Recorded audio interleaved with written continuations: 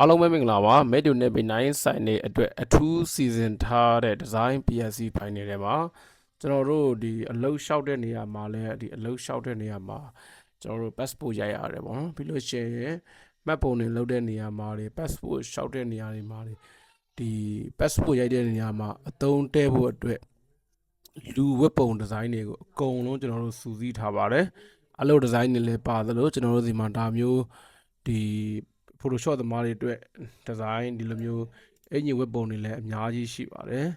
ဒါပြောချင်တဲ့အကြောင်းအရာကတော့ကျွန်တော်တို့ဒါဆိုရင်ဒါចောင်းသားဝက်ပုံတွေចောင်းသားတွေခုဆိုចောင်းဖွင့်တော့မှာလို့ចောင်းသားဝက်ပုံတွေပြီးလို့ရှိရင် passport ဆရာမ